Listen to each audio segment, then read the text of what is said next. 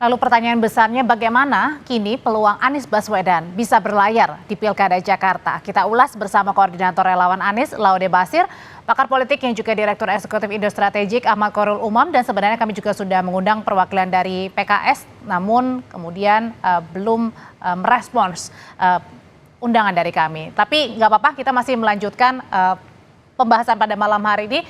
Pertanyaan pertama, jadi saya mau penegasan lagi nih, Bang Laude, selamat malam. Mas Umam, selamat malam.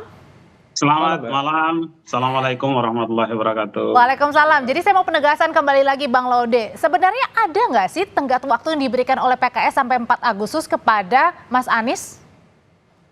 Ya, yang kami pahami, apa yang disampaikan oleh Mas Anies juga sudah menjadi konsumsi publik ya.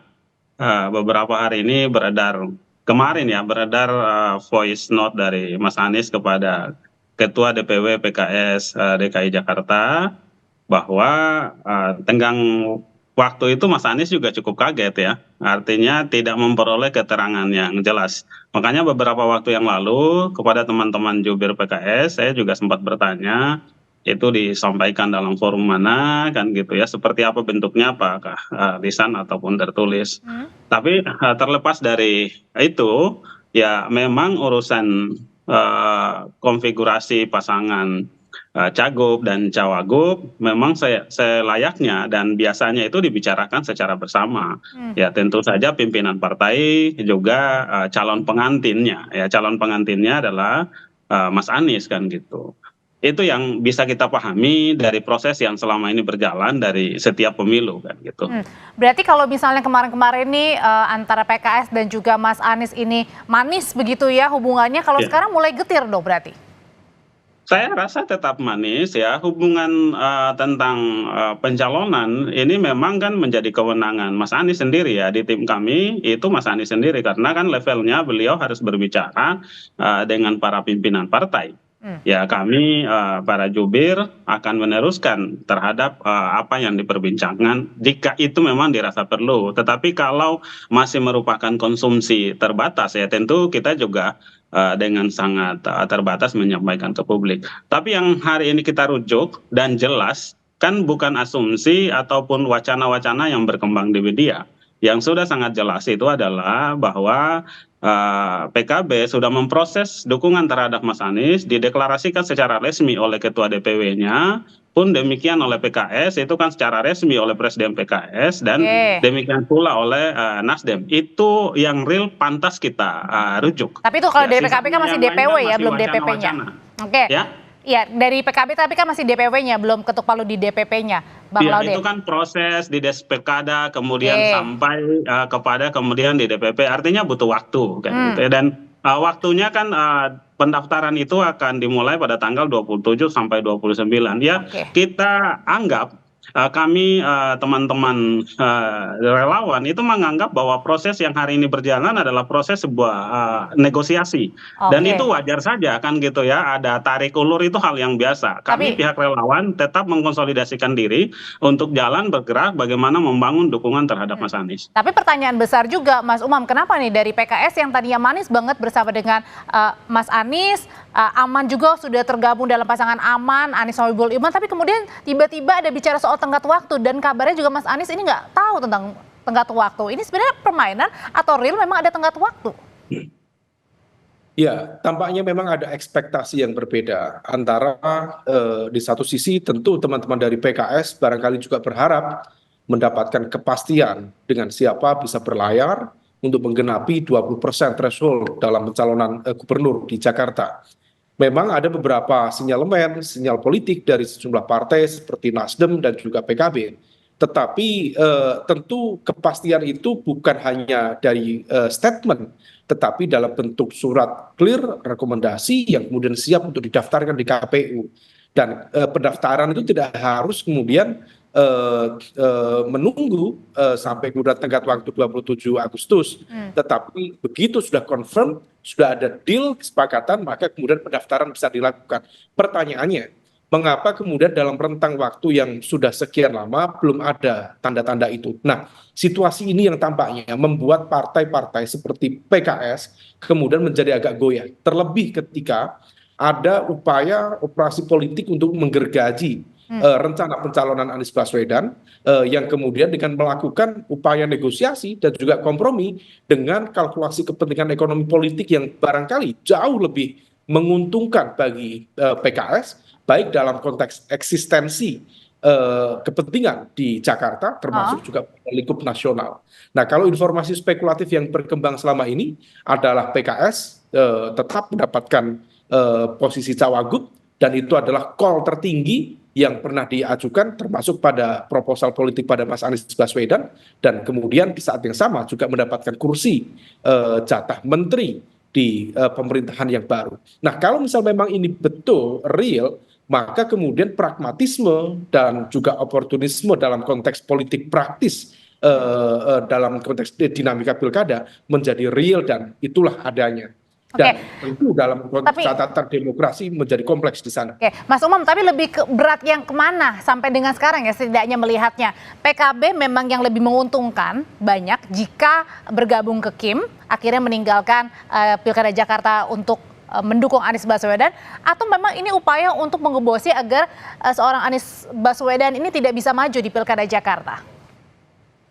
Kalau ditimbang ya, ada unsur kalkulasi kepentingan strategis untuk mengcancel atau menghalangi bagaimana kemudian Anies Baswedan untuk maju di pilkada. Karena bagaimanapun juga Anies Baswedan memiliki captive market yang cukup memadai, basis pemilih loyal yang cukup terjaga, meskipun tetap memiliki irisan yang sama dengan PKS, yaitu di Jakarta Timur, kemudian Jakarta Pusat, dan juga Jakarta Selatan. Tetapi kalau misal kita cermati, dia tetap mampu melakukan konsolidasi itu, terutama kalau misal mendapatkan backup dari partai-partai perubahan yang lain. Nah, kalau misal kemudian Anies bisa mengkonsolidasikan kekuatan di tengah situasi kemarin, di mana RK, Ridwan Kamil, belum clear mendapatkan restu dari Golkar, maka kemudian Kim sendiri berpotensi kehilangan tokoh yang sepadan untuk berhadapan-hadapan dengan Anies. Kalau misal itu terjadi, maka konsolidasi kekuatan Anies menjadi semakin kuat.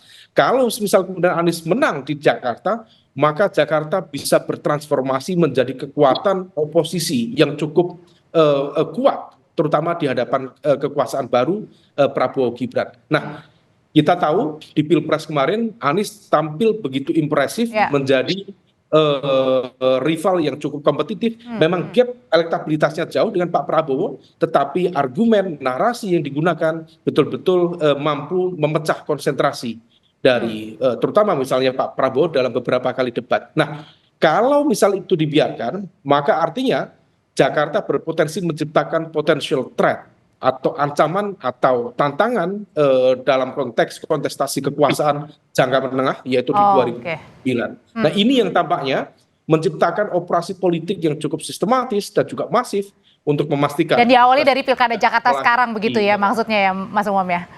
Iya. Oke, kalau Bang Laude, kalau gitu ini kan masih menghitung beberapa minggu lagi. Nah, pertanyaannya, kalau terus konsolidasi tapi tidak ada partai politik yang kemudian bisa mengusung Mas Anies karena harus lebih dari satu parpol, itu gimana? Berarti terancam banget dong ini Mas Anies tidak dapat tiket untuk bersaing di Pilkada Jakarta. Ya, yang prosesnya kan yang bisa kita lihat proses itu sudah berlangsung. Sudah ada deklarasi awal yang dilakukan oleh 3 partai politik pendukung Mas Anies. Ya, kami semua percaya pada integritas para pimpinan parpol ini, sehingga kami yakini bahwa proses yang tapi bukannya sekarang aja udah goyah, Bang? Ya, itu kan asumsi dan wacana yang berkembang. Ya, bukti secara otentiknya itu yang jelas, yang ada buktinya itu adalah dukungan dan deklarasi resmi. Sisanya yang lain itu kan adalah wacana-wacana yang dikembangkan ya. Saya itu sering berpendapat kepada teman-teman, janganlah menari di gendang yang ditabu oleh orang lain kan gitu ya. Membahas tentang merujuk tentang Kim Plus, kalau kita rujuk bahasanya Pak Zazilo itu kan Kim Plusnya aja belum jelas, kok sudah diperdebatkan kan gitu ya. Jadi itu Mbak, hari ini yang banyak menjadi titik atau duduk perkaranya orang mendiskusikan itu suatu yang masih asumsi, suatu yang masih wacana. Sementara yang sudah jelas dan real itu adalah dukungan terhadap Mas Anies sudah dideklarasikan resmi Nah, di tapi masing-masing partai. tapi Bahwa masalahnya dalam dari prosesnya Bang Laude, ya tapi terkait dengan masalahnya pendaftaran. dari Mas Koli sendiri bilang ada dua opsi nih. Yang pertama dipastikan pasangan aman ini berlayar, atau yang kedua tidak Ya. bisa berlayar karena kurangnya kursi. Ya, menyatakan kurang kan kita anggap apa? Dukungan secara resmi yang dilakukan oleh PKB, dukungan secara resmi yang dilakukan oleh Nasdem. Proses internal di semua partai kemudian juga harus kita hargai kan gitu ya. Yang hari ini mereka lakukan adalah bagaimana menggodok proses itu sehingga sampai kemudian pada tahap pendaftaran. Nah, ya, yang diinginkan hari ini misalkan rekomendasi B1 KWK sebagai syarat untuk dibawa di KPU, ya itu kan ada partai yang sudah tuntas, ada yang partai yang belum. Maka solusi terbaik memang adalah yang biasa kita lihat pada proses-proses sebelumnya itu adalah duduk bersama. Dan kami meyakini ya para pimpinan partai baik itu PKS, Nasdem, kemudian PKB pun hari ini juga mengemuka misalkan PDIP ya kami percaya bahwa pada waktunya pada momentum yang tepat itu pasti akan duduk bersama lalu kemudian membicarakan bagaimana kepentingan Jakarta ini. Intinya kan begini, visi misi partai itu kan kemudian harus dijalankan dan harus ada orang yang menjalankan. Nah, tapi pertanyaan ini yang kami garis bawahi sebagai masyarakat ya, kami sangat berharap pada bagaimana partai menyodorkan kami calon-calon terbaik untuk memimpin Jakarta ini. ada harapan besar, Mas Umam, dari relawan Anies Baswedan tetap Mas Anies ini bisa kemudian mendapatkan karpet merah di Pilkada Jakarta. Tapi pertanyaan besar, siapa kira-kira sampai dengan detik ini setidaknya partai politik yang tidak goyah ke kanan ke kiri tetap bersama Mas Anies untuk berlabuh di Pilkada? Ya, kalau kita cermati statement dari Bang Laude tadi ya, rasanya masih ada optimisme untuk berharap pada tiga partai yang sebelumnya berada di koalisi perubahan. Meskipun dalam konteks realitas politik ada dinamika yang harus diantisipasi oleh Mas Anies dan lingkar dekatnya untuk mengantisipasi terjadinya perubahan-perubahan yang justru betul-betul di luar ekspektasi tadi. Memang ada satu partai yang per hari ini belum menunjukkan arah dan juga keberpihakan, yaitu PDIP. Tetapi kalau misalnya kemudian toh PDIP misalnya memiliki keterpanggilan untuk memberikan dukungan kepada Mas Anies, tentu kalkulasi politiknya harus dihitung secara cermat. Siapa yang posisinya akan menjadi cawagup? Karena Mas Anies sendiri juga bukan representasi dari PKS. Mas Anies juga bukan representasi dari PDIP. Nah, situasi dan juga realitas karena Mas Anies tidak berangkat dari kader partai, ini juga dalam konteks Pilkada Jakarta ini menjadi sebuah political barrier yang kemudian agak menjadi kendala dalam upaya untuk mengkonsolidasikan basis kekuatan koalisi. Kalau misal Mas Anies menjadi representasi let's say dari Nasdem misalnya atau dari PKS misalnya, tentu upaya untuk menciptakan koalisi itu akan jauh lebih efektif dan jauh lebih mudah. Tetapi realitasnya sekarang tampaknya sangat berbeda. Belum lagi bicara tentang potensi ideological resistance dengan PDIP dan lain sebagainya. Nah, ini yang tentu harus diantisipasi oleh Mas Laude dan teman-teman supaya optimisme dan juga kepercayaan, jadi political trust terhadap partai-partai yang kemarin sudah berkeringat ikut berjuang bersama di Pilpres dengan mengusung koalisi perubahan itu kemudian betul-betul diletakkan pada basis ekspektasi yang sesuai. Jangan sampai kemudian ekspektasi tinggi tetapi realitas justru tidak terantisipasi dalam dinamika perubahan yang begitu cepat. Mas Umam, terima kasih. Bang Laude, terima kasih. Terima kasih. Selamat malam.